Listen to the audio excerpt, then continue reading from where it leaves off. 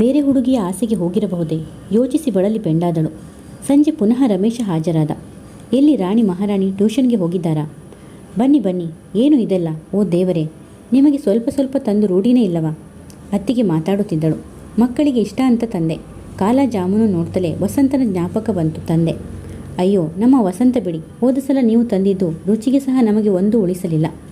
ಆ ರಾತ್ರಿ ಊಟ ಮಾಡಲಿಲ್ಲ. ಜಾಮೂನು ಚೌಚೌನಲ್ಲೇ ಹೊಟ್ಟೆ ತುಂಬಿಸಿಕೊಂಡಳು. ಹಾಳು ಅತ್ತಿಗೆ ತನ್ನ ಮಾನ ತೆಗೆಯುತ್ತಿದ್ದಾಳೆ. ಅವತ್ತು ಅವನೆದುರಿಗೆ ಬಿಂಕ ಮಾಡಿದ್ದೇನೋ ನಿಜ.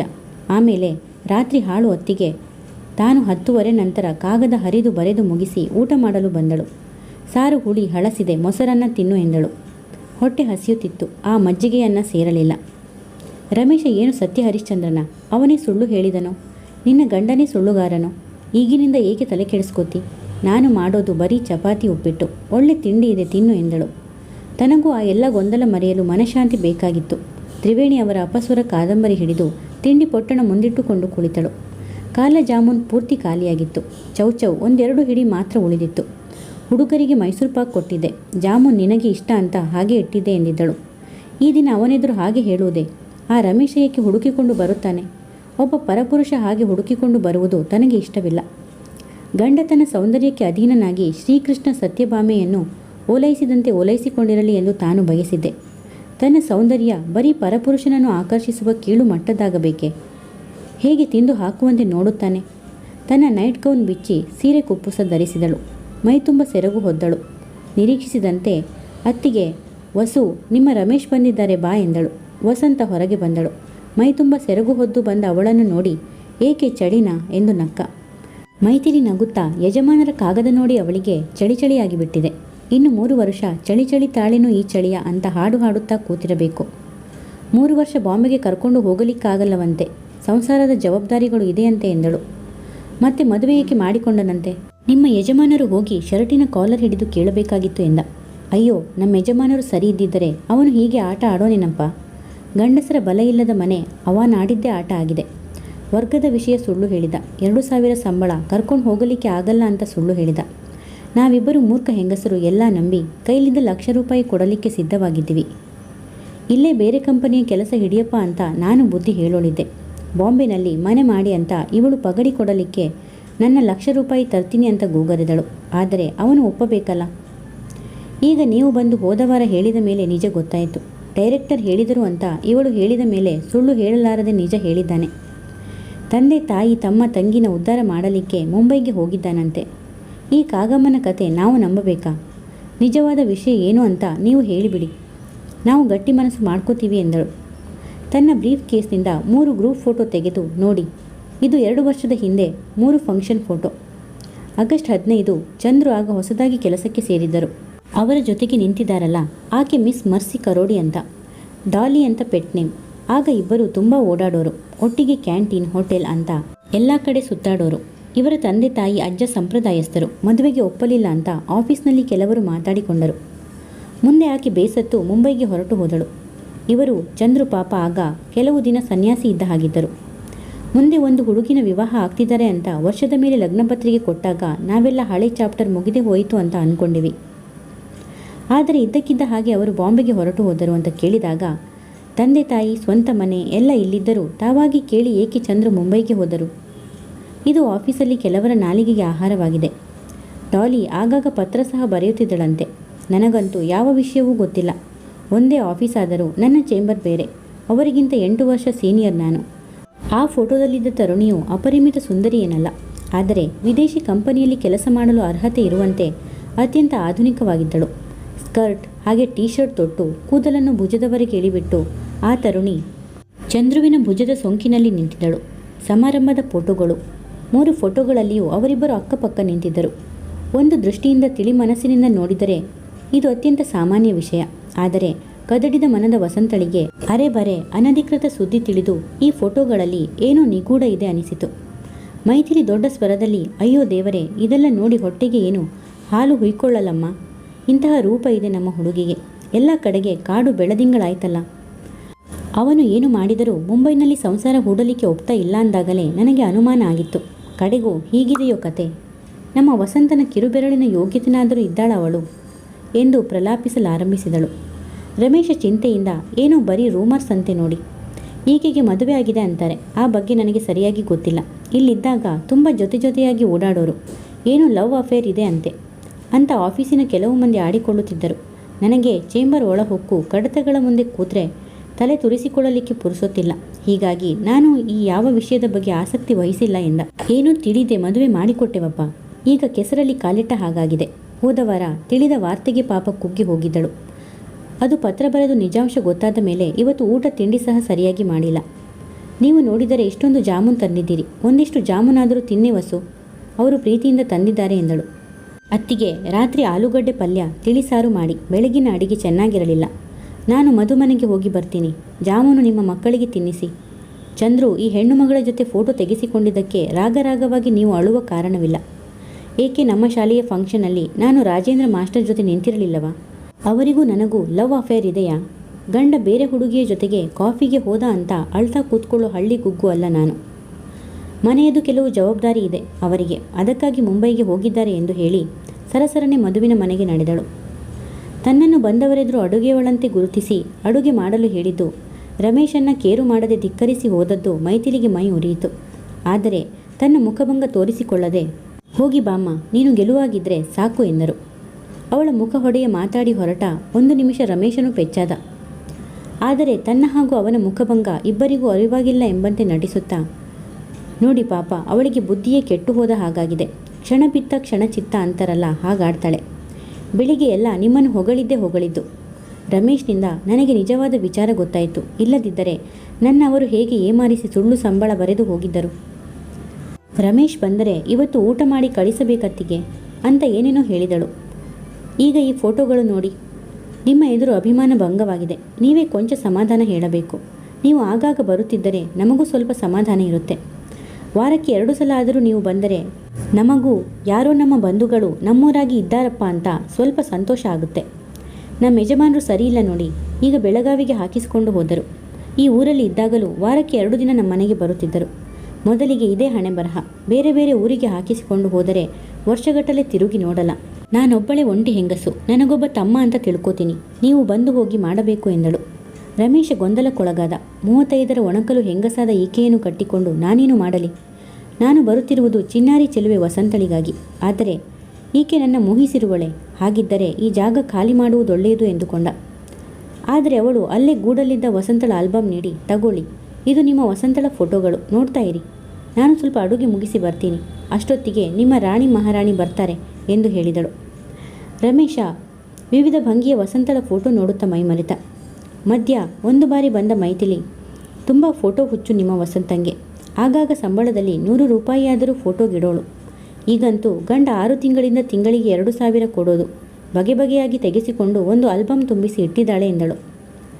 ಅವಳು ಬಾರಿಗೆ ನಿಮ್ಮ ವಸಂತ ಎಂದಾಗ ಮನಸ್ಸಿಗೆ ಕಚಗುಳಿ ಇಟ್ಟ ಹಾಗೆ ಆಗಿ ಏನೋ ಖುಷಿಯಾದ ಹಾಗೆ ಅನ್ನಿಸುತ್ತಿತ್ತು. ಏನು ಆಂಟಿ, ನನ್ನ ವಸಂತ ಅಂತ ಲೇಬಲ್ ಹಚ್ಚಿದರೆ ಚಂದ್ರು ಸುಮ್ಮನೆ ಬಿಡ್ತಾರಾ ಎಂದ. ಮೈಥಿಲಿ ಬೇಸರದಿಂದ, ಅಯ್ಯೋ, ಹೆಂಡತಿ ಜೊತೆ ಸಂಸಾರ ಮಾಡಲ್ಲ, ಅವಳನ್ನು ತನ್ನ ಜೊತೆ ಕರೆದುಕೊಂಡು ಹೋಗಲ್ಲ ಅಂತ ಓಡಿ ಹೋಗಿರುವ ಪುಣ್ಯಾತ್ಮನಿಂದ ಅವಳಿಗೆ ಏನು ಸುಖವಿದೆ? ಅವಳ ಗಂಡ ಅವಳನ್ನು ಬಿಟ್ಟು ಹೋದ ಈ 15 ದಿನಗಳಲ್ಲಾಗಲೇ ಜನ ಸುಮ್ಮನೆ ಇರುತ್ತಾರಾ? ಅವಳ ಶಾಲೆಯ ಮೇಷ್ಟ್ರುಗಳು ಕೆಲವರು ನೆಪ ಮಾಡಿ ಬರಲಾರಂಭಿಸಿದರು.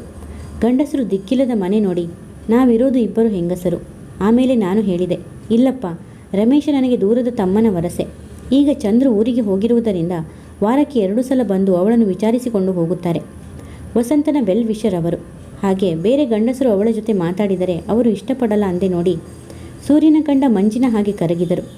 ಒಬ್ಬ ಗಂಡಸರ ರಕ್ಷಣೆ ಇರಬೇಕು ನೋಡಿ. 3 ವರ್ಷ ನಾನು ಒಂಟಿ ಹೆಣ್ಣು ಆ ಹುಡುಗಿನ ಹೇಗೆ ನಿಭಾಯಿಸಲಿ? ಅವಳದು ಕಣ್ಣು ಕುಕ್ಕೋ ರೂಪ. ಎಣ್ಣೆ ನೀರು ಹಾಕುವಾಗ ಹೆಣ್ಣಾದ ನನಗೆ ಮೈ ಜುಮ್ಮೆನ್ನುತ್ತೆ. ಒಳ್ಳೆ ಕಡೆದಿಟ್ಟ ಬಂಗಾರದ ಪ್ರತಿಮೆ ಇದ್ದಾಗಿದ್ದಾಳೆ. ಅಂಥ ಹೆಂಡತಿನ ಬಿಟ್ಟು ಹೇಗೆ? ಒಬ್ಬ ಬಲಿಷ್ಠ ಗಂಡಸಿನ ರಕ್ಷಣೆ ನಮಗೆ ಇದೆ ಅಂದರೆ ಅವಳ ತಂಟೆಗೆ ಯಾರೂ ಬರಲ್ಲ. 3 ವರ್ಷ ಅವಳನ್ನು ಕಾಪಾಡು ಹೊಣೆ ನಿಮ್ಮದೇ. ಅಗೋ ಕುಕ್ಕರ್ ಕೂಗ್ತಿದೆ ಎನ್ನುತ್ತಾ ಒಳಗೋಡಿದಳು. ರಮೇಶ್ ಸಂತೋಷಾಂಬುದಿಯಲ್ಲಿ ತೇಲಿದ. ಈ ಮನೆಗೆ ವಾರಕ್ಕೆ 2 ಸಲ ಬರುವುದು ಅವನ ಪಾಲಿನ ದಿವ್ಯಾನಂದ. ಈಕೆ ಹಣದಾಸೆಗೆ ವಸಂತನ್ನ ತನಗೆ ಒಪ್ಪಿಸಿ ಕೊಡುತ್ತಿರುವಳೆ. ಆದರೆ ವಸಂತಳಿಗೆ ತನ್ನ ತಲೆ ಕಂಡರಾಗದು. ಏನೋ ಆಗಲಿ, ಈ ಮನೆಗೆ ಬರಲಂತೂ ಸ್ವತಂತ್ರ ನೀಡಿದ್ದಾಳೆ. ಎಲ್ಲೆಲ್ಲೋ ಹೋಗಬಾರದ ಕಡೆಯೆಲ್ಲ ಮನಃಶಾಂತಿಗಾಗಿ ಅಲೆದಾಡಿದ್ದೇನೆ. ವಾರಕ್ಕೆ 2 ಬಾರಿ ಇಲ್ಲಿ ಬರಲೇಬೇಕು ಎಂದುಕೊಂಡ. ಕೊಂಚ ಹೊತ್ತಿಗೆ ಮೈಥಿಲಿ ಮಕ್ಕಳು ವೀಣಾ ವಿದ್ಯಾ ಟ್ಯೂಷನ್ನಿಂದ ಬಂದರು. ಅವರೊಂದಿಗೆ ಆಡುತ್ತಾ ಕುಳಿತ. ಸುಮಾರು 8 ವಸಂತ ಬಂದಳು. ಏಳು, ಕಾಲು ತೊಳೆದುಕೊಂಡು ಊಟಕ್ಕೆ ಬಾ. ಪಾಪ ಅವರನ್ನೆಷ್ಟು ಹೊತ್ತು ಕಾಯಿಸ್ತಿ? 9 ಹೊತ್ತಿಗಾದರೂ ಅವರು ಮನೆಗೆ ಹೋಗಬೇಕೋ ಬೇಡವೋ ಎಂದು ಮೈಥಿಲಿ ಗದರಿದಳು. ಅಪರಿಚಿತ ಗಂಡಸು 7 ಗಂಟೆಗೆ ಬಂದವನು 9 ಇಲ್ಲಿರಲು ಅತ್ತಿಗೆ ಏಕೆ ಅವಕಾಶ ಕೊಡುತ್ತಿದ್ದಾಳೆ? ಅವನು ತರುವ ತಿಂಡಿಗೆ ಮರುಳಾಗಿದ್ದಾಳೆಯೇ? ಹಿಂದೆಲ್ಲ ಗೋವಿಂದೆಂಬ ಅಣ್ಣನ ಸಹೋದ್ಯೋಗಿ 40 ವರ್ಷದಾತ ಏನೋ ನೆಪ ಮಾಡಿ ಬರತೊಡಗಿದಾಗ ಮುಖ ಹೊಡೆಯ ಗದರಿಸಿ ಅವನ ಬರುವಿಕೆಯನ್ನು ನಿಲ್ಲಿಸಿದ್ದಳು. ಚಂದ್ರು ಕಂಡರೂ ಅವರಿಗೆ ಪ್ರೀತಿ ಇರಲಿಲ್ಲ. ಅಂತಹ ಅತ್ತಿಗೆ ಹೀಗೇಕೆ ಮಾಡುತ್ತಿದ್ದಾಳೆ? ಕಾಲು ತೊಳೆದು ಬಂದಳು. ಎದುರು ಬದುರಾಗಿ 2 ಎಲೆ ಹಾಕಿದಳು. ವೀಣಾ, ವಿದ್ಯಾ, ಒಬ್ಬರು ಅಂಕಲ್ ಹತ್ತಿರ ಕೂತ್ಕೊಳ್ಳಿ, ಒಬ್ಬರು ಆಂಟಿ ಹತ್ತಿರ ಕೂತ್ಕೊಳ್ಳಿ ಎಂದಳು ಮಕ್ಕಳಿಗೆ. ನಾನು ಅಂಕಲ್ ಹತ್ತಿರ. ವೀಣಾ ರಮೇಶನ ಪಕ್ಕ ಕುಳಿತಳು. ನಾನು ಅಂಕಲ್ ಎದುರಿಗೆ ಊಟ ಮಾಡ್ತೀನಿ. 10 ವರ್ಷದ ವಿದ್ಯಾ ವಸಂತಳ ಪಕ್ಕ ಕೂತರು.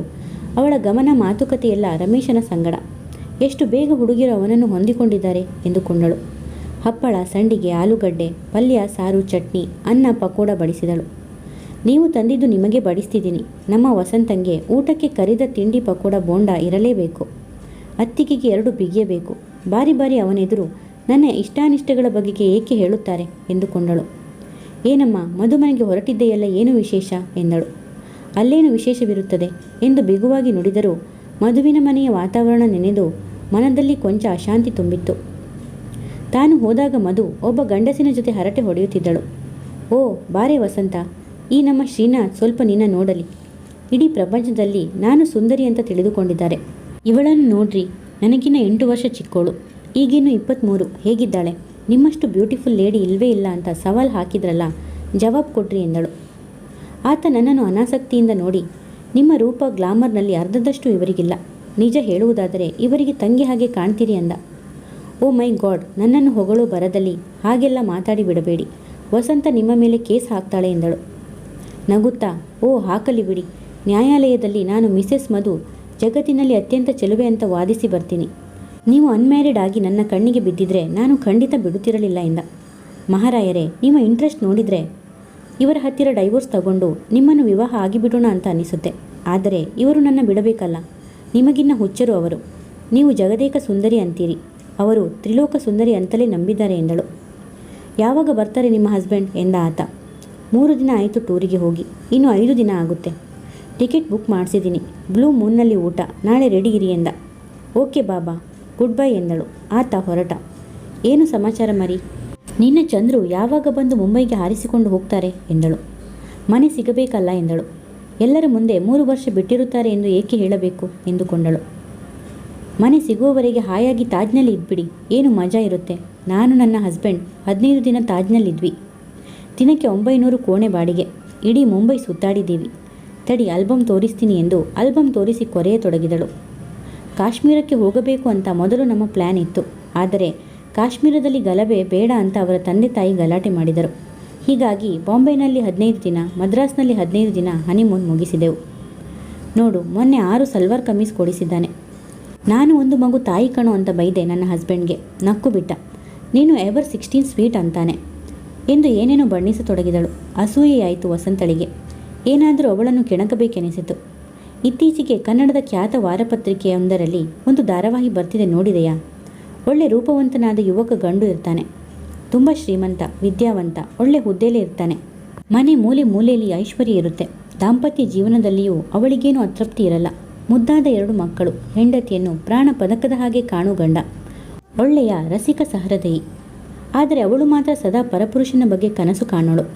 ಕಾದಂಬರಿ ಪ್ರತಿ ಅಧ್ಯಾಯದಲ್ಲಿ ಕಥೆಯ ಹೊಸ ಬೆಳವಣಿಗೆ ಇಲ್ಲ. ಪ್ರತಿ ಕಂತಿನಲ್ಲಿಯೂ ಆ ಪರಪುರುಷ ಇವಳನ್ನು ಹುಡುಕಿಕೊಂಡು ಬರೋದು, ಇವಳನ್ನು ಮನಸಾರ ಹೊಗಳೋದು, ಇಲ್ಲ ಇವಳೇ ಅವನ ಬಿಸ್ನೆಸ್ ಸೆಂಟರ್ಗೆ ಹೋಗುವುದು. ಇಬ್ಬರು ಪ್ರೀತಿ ಪ್ರೇಮ ದೈಹಿಕವಾಗಿ ಇಟ್ಕೊಳ್ಳೋ ಮನಸ್ಸು, ಸಂಯಮವಾಗಿ ಹೇಳಿಕೊಳ್ಳೋಣ ಅಂತ ಬೋಧಿಸುವುದು. ಪರಪುರುಷನನ್ನು ತಾನೇ ಬಾರಿ ಬಾರಿಗೆ ಹುಡುಕಿಕೊಂಡು ಹೋಗಿ ಅವನ ಮನಸ್ಸು ಚಂಚಲಗೊಳಿಸುವುದು ಯಾಕೆ? ಅವನಿಗೆ ನೀತಿ ಬೋಧನೆ ಮಾಡುವುದು ಯಾಕೆ ಎಂದಳು. ಏನೋ, ನಾನಂತೂ ಅಂಥ ತಲೆನೋವಿನ ಕತೆ ಓದಲ್ಲ. Women India today, film fair ಮಾತ್ರ ಓದ್ತೀನಿ. ಈ ನಡುವೆ ಏರೋಬಿಕ್ ಸೈಕಲ್ ಬೇರೆ ತಂದುಕೊಟ್ಟಿದ್ದಾನೆ ನನ್ನ ಹಸ್ಬೆಂಡ್. ವ್ಯಾಯಾಮ ಮೇಲೆ ಗಂಟೆಗಟ್ಟಲೆ ಆಗುತ್ತೆ. ಅವನು ಊರಿನಲ್ಲಿದ್ದರಂತೂ ಪತ್ರಿಕೆ ಮುಖಕ್ಕೆ ಅಡ್ಡ ಹಿಡಿದರೆ ಬಿಡುವುದೇ ಇಲ್ಲ ಎಂದಳು. ಗಂಡನ ಬಗ್ಗೆ ಏಕವಚನ ವರದಿ ಒಪ್ಪಿಸುತ್ತಾ. ಬಣ್ಣಿಸುವುದೆಂದರೆ ಬಲು ಹಿಗ್ಗು ಅವಳಿಗೆ. ವಸಂತ ಹಠ ಬಿಡದ ತ್ರಿವಿಕ್ರಮನಂತೆ ಹಾಗಲ್ಲ ಕಣೆ, ಕತೆ ವಿಷಯ ಬಿಡು. ನಿಜ ಜೀವನದಲ್ಲಿಯೂ ಕೆಲವು ಹೆಣ್ಣು ಮಕ್ಕಳು ಇರುತ್ತಾರೆ. ಚೆನ್ನಾಗಿ ಪ್ರೀತಿಸೋ ಶ್ರೀಮಂತ ಪತಿ ಇದ್ದರೂ ಪರ ಪುರುಷರೊಂದಿಗೆ ಸಲಿಗೆಯಾಗಿ ಹರಟೆ ಹೊಡೆಯೋ ಚಾಳಿ. ನಾನಂತೂ ಇಂಥವರನ್ನು ತುಂಬ ಹೇಟ್ ಮಾಡ್ತೀನಿ. ಹೊಟ್ಟೆಪಾಡಿಗೆ ಕೆಲವು ಮಹಿಳೆಯರು ಕೆಂಪು ದೀಪದ ಕೆಳಗೆ ಬಾಳ್ತಾರೆ. ಆದರೆ ಒಳ್ಳೆ ಶ್ರೀಮಂತ ಜೀವನ, ರಸಿಕನಾದ ಗಂಡ, ಮಕ್ಕಳು ಎಲ್ಲ ಇದ್ದು ಪರ ಪುರುಷನನ್ನು ಆಕರ್ಷಿಸುತ್ತಾ ಆಟ ಆಡೋರನ್ನು ಕಂಡ್ರೆ ನನಗೆ ತುಂಬ ಅಸಹ್ಯ. ಇವರು ಒಂದು ತರಹ ಪ್ರಾಸಿಕ್ಯೂಟ್ ಎನಿಸುತ್ತೆ ಎಂದಳು.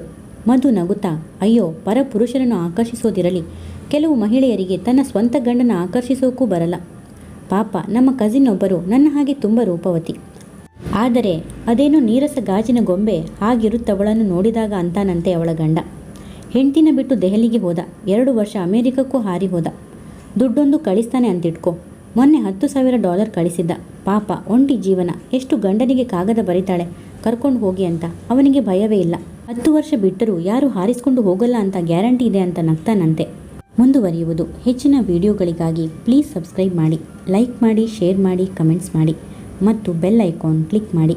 ಕಥೆಯ ಎಲ್ಲ ಭಾಗಗಳಿಗಾಗಿ ಪ್ಲೇ ಲಿಸ್ಟ್ ಚೆಕ್ ಮಾಡಿ.